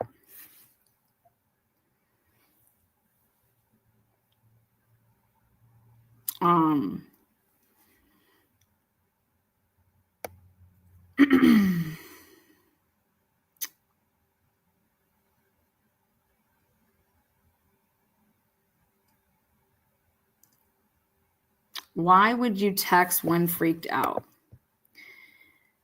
The best example that I can give is you have text conversations like that, like after the fact, like after you're in a car accident, okay? You're not texting somebody as somebody is sideswiping you simultaneously on the fucking freeway. Oh my God, I'm getting fucking sideswiped by a semi. Like, no. After it happens, right? And extended amount of period of time would actually go by because you just got fucking hit by a semi, you just rolled your car, and then people are trying to get to you to get help, and then you're just in shock, or you're talking to somebody else, or you're doing. Now I can go ahead and text somebody and say, you're never going to believe what the fuck just happened. Or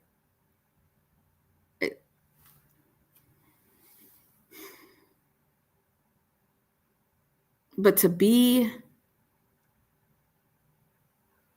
if I called my roommate and was like, oh my God, what the fuck is going on up there? What's that noise? Somebody just came flying down the stairs, let's just say. And like, what the hell's going on? And then Dylan's just like, oh my God, I know, right? A couple minutes ago, I just saw a masked man in our house. What?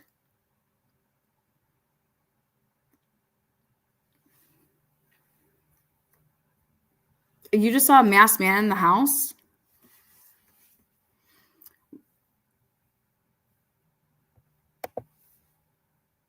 I understand that people communicate with their fingers. I'm even saying, even with your fingers. Even with your fingers, you would have been texting when that shit was happening.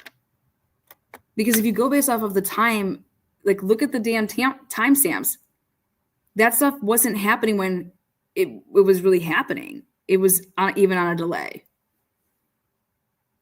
Like you would expect the text messages to start at 4:10, 4:11, 4:12, 4:13, 14, 15, 16, 17, 18. That does not. Also, you have Dylan already lying to the cops and saying that she went to bed at 3 or 3:20. Then the cops try to hide the fact that, and they don't tell the grand jury that Dylan lied about that, or that she's mistaken.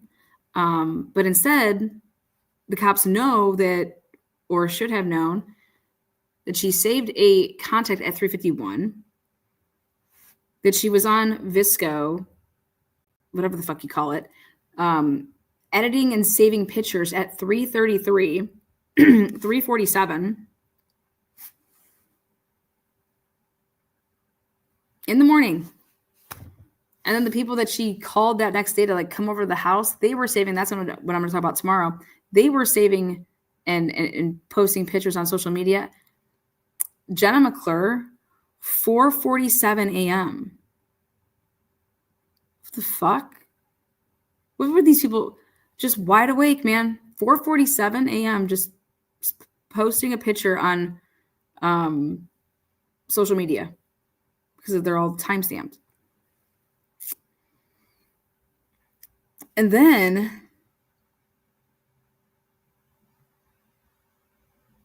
after this was just would have happened with Dylan and Bethany allegedly at and they finally get in the room together. Now think about this. Remember how I always told you guys, I was like, why didn't they text their friends that type of shit? Because they're all fucking awake. These friends are all posting on fucking social media. And you got the Molly Grays and the 330s and the Venmos. But they, why didn't they text any of their friends? Like outside of just Bethany and Dylan, right? Why didn't they text any of their friends? Well, remember when Bethany says to Dylan, you know, come down to my room. It's better than being alone. Like the message, the way I read it is she's not saying to Dylan, come, hey, get down here so we're both not alone. Hey, I don't want to be alone. Get down here. Like there was no like that Bethany was alone. It was like, hey, come down here so that you're not alone. It's better not to like, well, it's better than being alone. That's how Bethany says it. Well, it's better than being alone. To Dylan, like, well, come down here. What's better than being alone? It's like Bethany had somebody down there already with her in that room. And if you listen to Chief Fry, he actually says that there was people at that house, and he refers to them as people. He says, well, there were people at the house during the crime. People. Yeah. He said people for a reason. I personally believe that somebody else was down there with Bethany the way that the text is worded. That she was telling, Dylan, well, it's better than being alone. Come down here. It's better than being alone.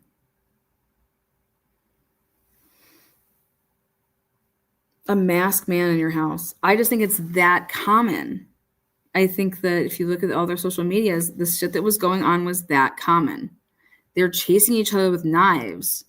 They're putting masks on. They clearly play sick ass jokes where people are like, they try to tell their friends that people are dying because that's just what they do over there. Can you imagine the jury when they're going to hear this shit? If I saw a masked man in my house, like nobody on that jury is going to say it's no big deal. They're going to be like, wait a second, a masked man was in your house? And like,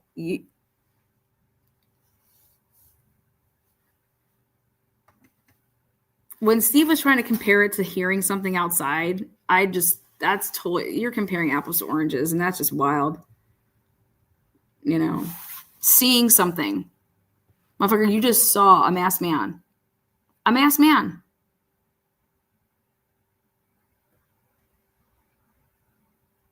And you weren't even the one that called. Your roommate called you.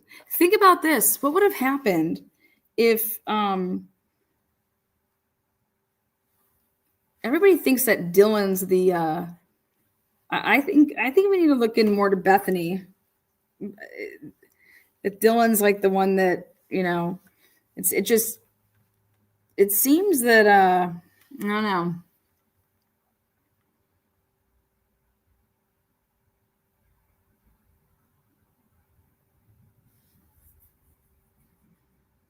I think some bombs are coming.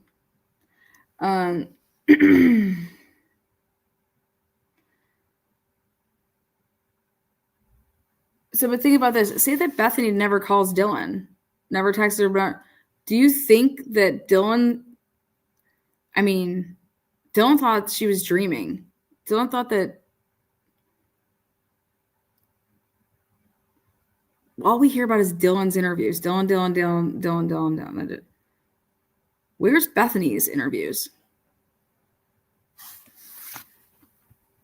Where's Bethany's interviews?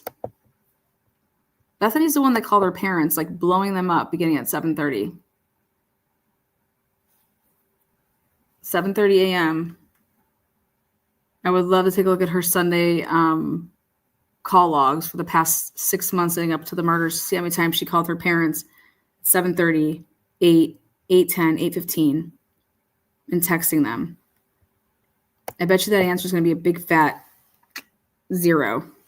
Unless there's some fucking holy rollers and she just is getting up and preaching the gospel with them in the morning. Like Alleluia style, baby.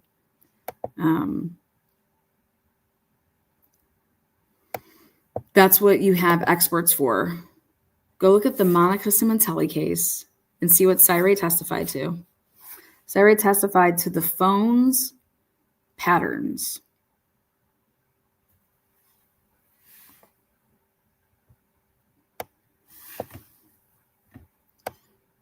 When the phones were with whom, all in the same area, and he, like, did it over a period of time in that case. And this case is just going to be, it's going to be interesting. You got 4 victims.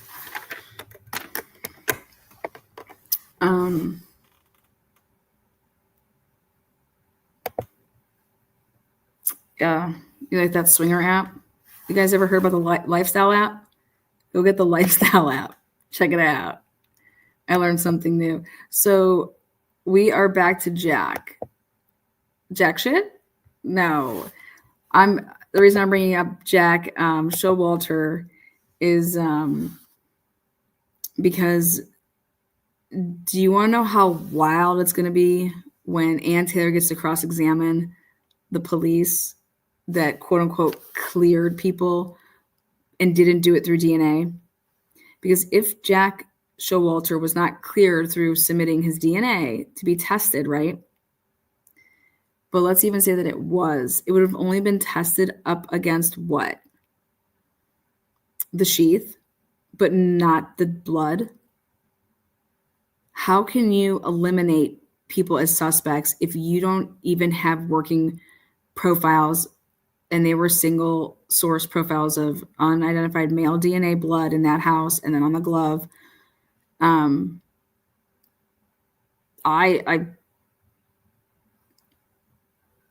no offense, I would I would lawyer up my kid in a situation like that and make them work through our attorney. But there's no, just everything I know, there's no way I would ever, like, my kid's not giving anything. Go get a warrant. Sorry. Sorry. Work through our attorney. We will do what our attorney tells us to do. But we're not going to be like, we're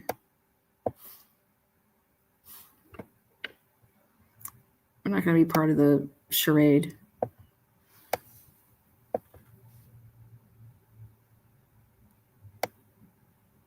My son wants to be a police officer. So there's that.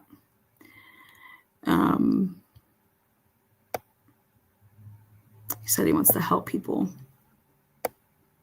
I said, lawyers help people.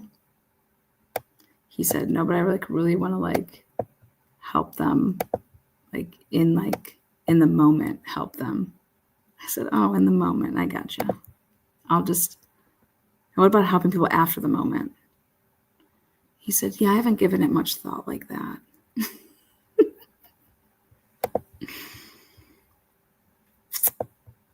I said, can I get an FOP card?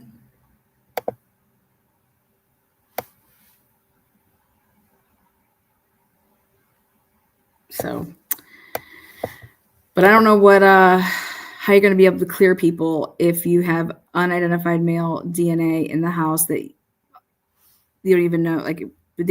I highly doubt you, prior to arresting Brian Culber, that you checked that any of the DNA matched or did not match the blood, right? So can you imagine what that cross-examination is going to sound like? Payne's over here of the assumption that you can only put one profile from a crime scene into CODIS. That's foreign. Like, what? Yeah, that's wrong. So, but yeah. Anyways, Jack Showalter will not be called by the state. I'll be shocked if so. But I believe that he will be called by the defense. It'll be interesting. So that's what we'll leave it off. You guys rock. Make sure. Well, here, hold on one second. I got to go. Sherry, member for 18 months, 100%. Hell yeah. Fuck yeah, Sherry. Shake that shit. Jackie, member for 15 months. Thank you so much. Woo. That's like almost baby two. LTC, new member. Oh yeah, guys, by the way, we're right shy of 60,000 subs. Let's take a look. Did we get it tonight? If you did not like the video or not subscribed to Truth and Transparency, it's free. And we got it. No way. We are official. 60,000 on the dot. Oh, there it just goes. Shake it. Well. That is fucking sweet. Thank you guys so much for being a part of the member of the community. Number 211 likes. Noelle 999. Love you, girl. Glad you're here tonight. It's kind of a late one. T. Ray gifted 5 Truth and Transparency memberships. So 5 of you guys turning green for our boy or girl, T. Ray. Sherry, $49.99. Thank you so much, Sherry. Sherry with an I. Don't get it twisted, y'all. Deborah, 5 Truth and Transparency memberships. 5 people turning green. Oh, yeah, we need a party. Stacy, $9.99. Lana, you area breath of fresh air. Oh, thank you. So are you. Hollywood OG, member for 27 months. It's 3 babies, right? 3 babies in. I think we'll call it forever. Appreciate you in this TNT community. Oh, Cincinnati. See the Bearcats baseball team? Woohoo. Moonvale, thank you so much. 2 babies. LOL. Love from Australia. God, I love when I see all the different areas. That's sweet. Miss Potts, 27 months. It's been that long. God, give it up for the goat chat. Fuck yeah. Lana, those Indiana Pacers, though, are they going to take it all this year? Well, I hope so. They beat us. Makes us look better. Moto, I think he's off the hook if they knowingly ditch the poor dude. He's off the hook. That could give him Moto to be like, fuck you.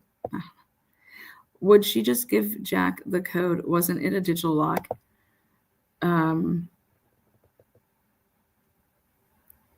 Could, but also if you're going to be kind to your roommate, you'd be like, hey, so-and-so's coming over just to give you a heads up. You know, that's what I would do. We do that stuff all the time.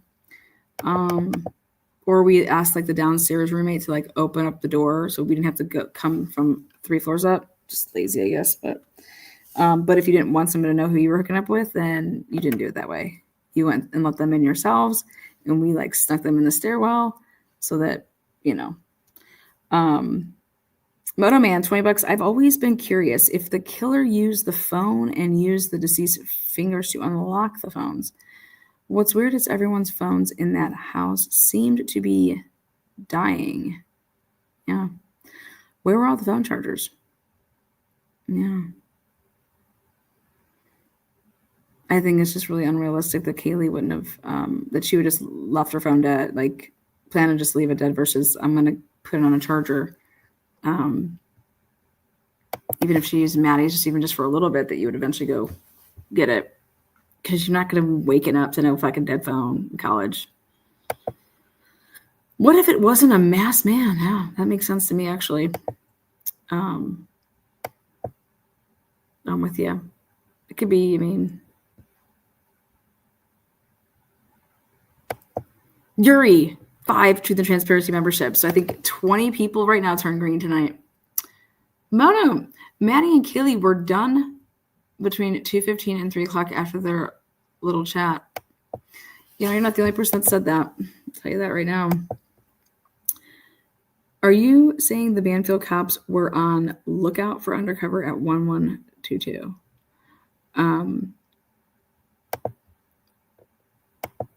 No, I'm saying that it's an interesting time. A lot of things going down.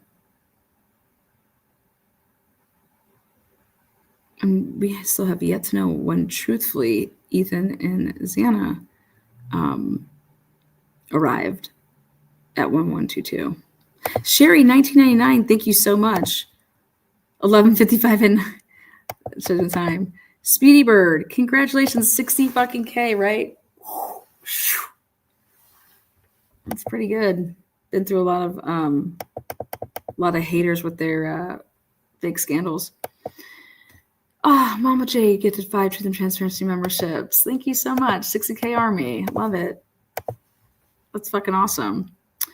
Lana, when are you going to do? Oh, I'm doing that tomorrow. The pictures. I'm revealing 100 of my Volt.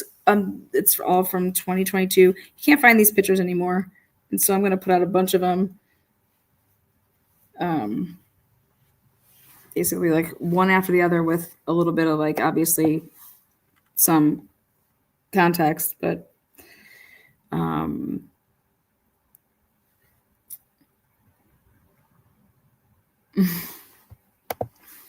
thanks, Liz. We love you, Lana. Thank you. 60K. It's pretty cool. If I do say so myself.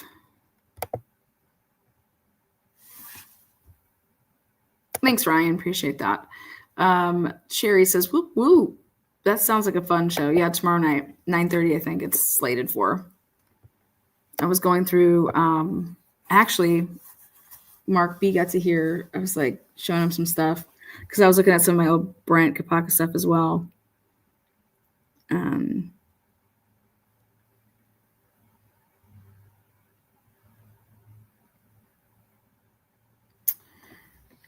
Deborah. No, you too cool. Lana, who was Kaylee texting at the grub truck? Don't know, but I'm assuming we will find out at trial.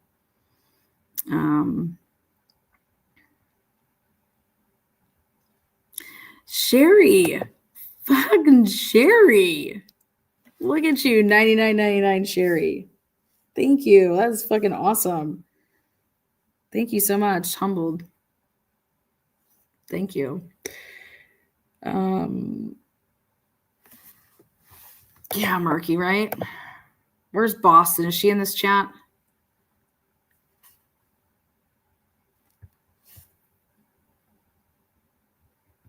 Lana, I'm curious to know who all here just might be attending the trial. HIPAA should be making a decision soon if this is being delayed or not, but I know that I'll be bringing you guys every single day of the voir dire, and I'll be there. And so I'll be recapping every night the proceedings because that's the only part of it that's not going to be aired, live streamed. So I'm going to give you all my notes of every day and what occurred and where we at with like the jury selection. You know, those people are really, really important. That's, I think, the most important part of a trial. Those are the people that decide everything. So, you know, I'm looking at the Karen Reed case again, and I'm just like, to anyone to think that the Commonwealth met their burden of secondary murder is absolutely out of this world.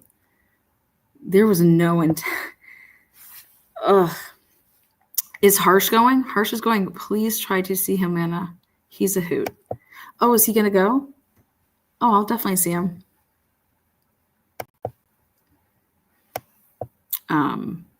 Thanks, Deborah, everyone. Great show, everyone. Everyone remains safe and blessed. Thank you. Heather Feather. I like that name for some reason. Heather Feather. Lana, I'm sending you an email with attachments. Appreciate it. Octavia. Guess what? 60K, girl. Shake it.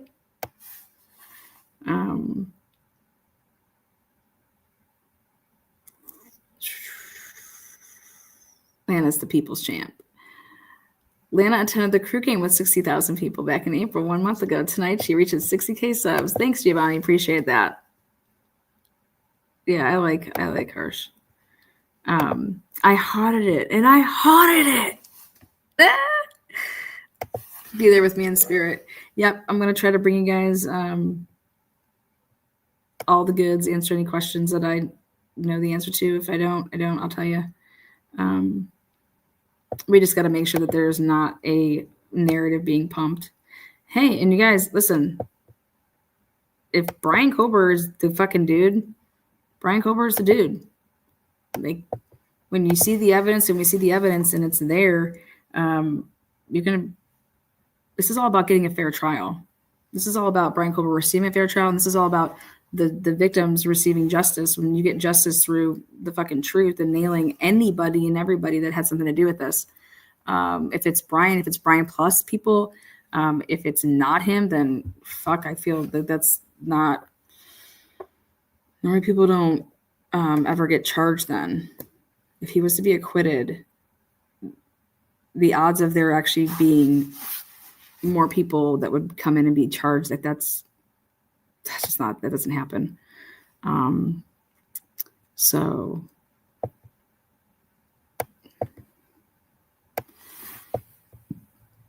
fair trial, bring out the facts. Yep. Brian Anderson, I can't wait to see your coverage of the trial. I can't wait to see what they have.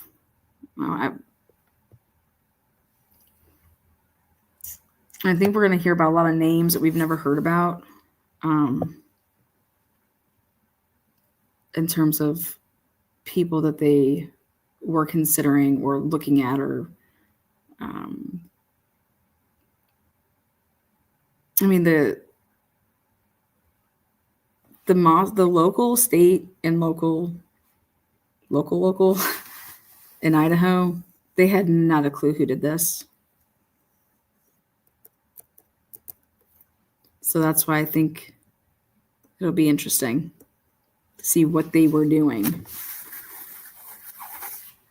Sherry, you are amazing. No, you're amazing. You're amazing.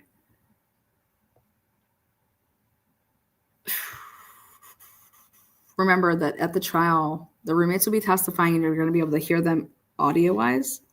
But if you're not in that courtroom, they're not going to be on the screen. And Bill Thompson said that he wants it that way because they don't want people to make mocking videos of the roommates. And I'm thinking, like, what? Like, but everybody else is going to be on that screen. Hitler is not. This is transparent, he said. And I'm just like, wow. Like, man, I'm throwing my chips in this one, man. The glass house on the hill. Yeah. Santa Claus, bag of dicks, love it. Bag of D's. Santa Claus is coming to town, right? When we need to find out soon. We need to find that out soon. He hasn't made any announcements. He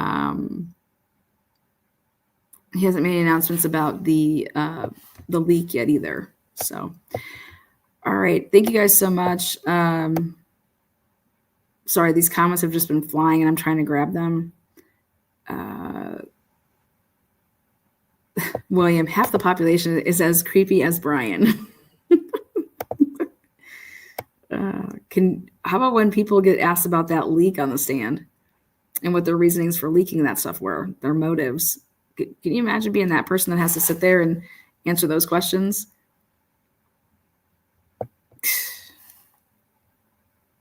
Yeah. All right. Well, it's been fun this Saturday night. Now go get laid. Run along. Do your thing. Go butt dial people. Lana, how much longer will this Karen Reed trial go on for? They're saying a week and a half. This is the best part. The defense puts on their case now. So this is like the good part. This is like, yeah, it's going to get really juicy. Join me during the days. But they said like a week and a half. Lana, can you please take your bell to the trial? I'd love to see that shit ring. Well, Ryan, that won't be making it in the courtroom. But you mean like physically with me? That bell travels. Lana, don't you think it's going to be delayed? I do. I think it should be, but I don't know. Hitler seems like he's full fucking throttle, so maybe Hitler plans on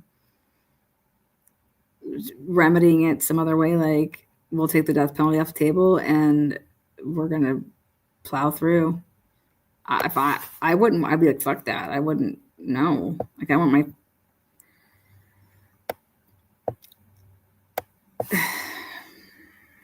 I would ask to see if I can get a copy of the book, James Patterson's book, because I would want to know what's in that. He says that he has unmatched access. He used the words unmatched access.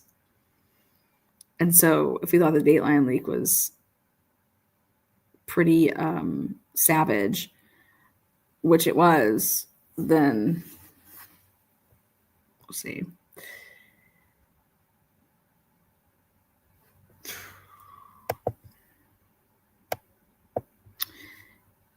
Can you imagine, like, though, it's for this, for the state and the prosecutors and the families.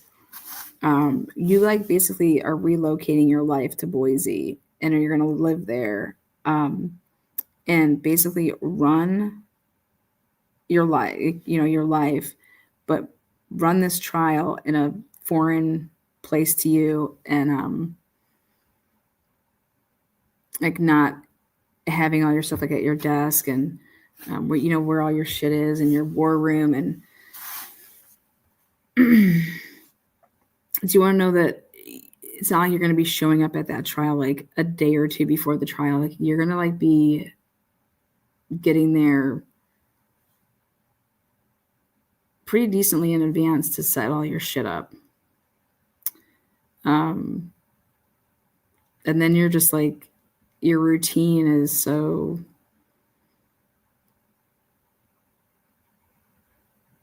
it's pretty different.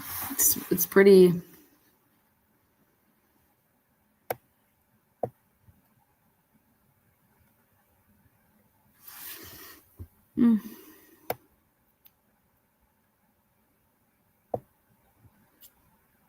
even somebody that I would think would be a veteran attorney for trials, this would even be something these type of things, they're different.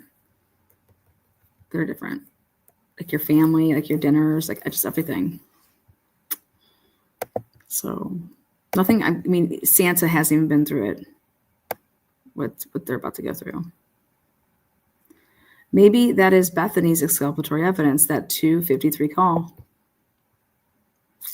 Maybe.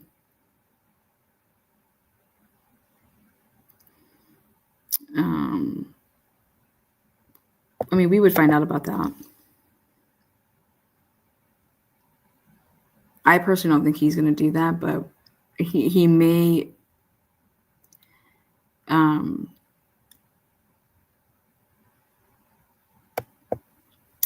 I think he would just, there'd be no ex parte in it. He would.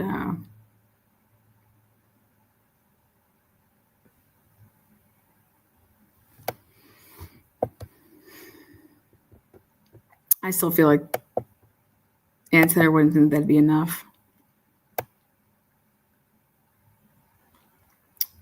Okay. Yep, hit that thumb. Hit that thumb. Thank you guys so much. Again, thank you for all the love in super chats. Hair of the dog that bit your cat's ass. I think it should be delayed. Don't know if it will. I think if it gets delayed, like I said, January of 2026. So you just wait till the holidays were all over. I mean, because what are you going to do? Okay, hey, instead of having it start in the middle of August, we're going to start in the middle of November and go through the holiday. You're not going to do that. So you would start January. But I don't know how that works for, like, as far as it being like a winter trial. And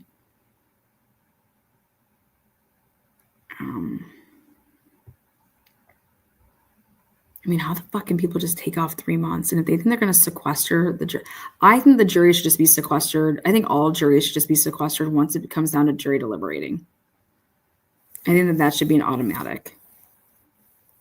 I don't think that, I just think that all juries should be sequestered once it gets to deliberating. Hands down in murder cases.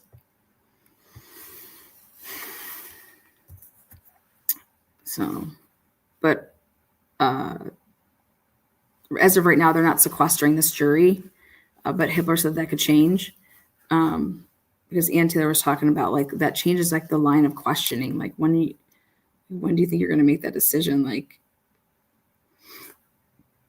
but I think.